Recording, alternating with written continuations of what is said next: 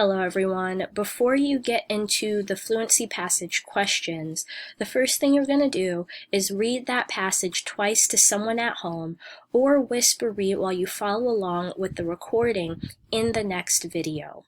After you do that, you're ready to send a message to me with your answers to the questions below.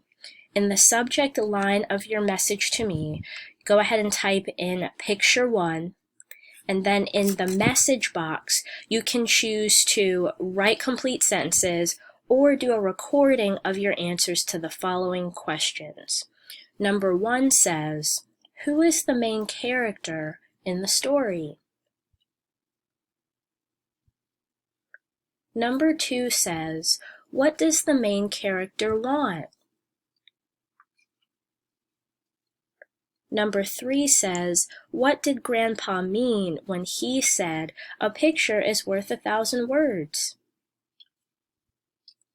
If you need help sending a message to me, check out the link at the bottom of this page.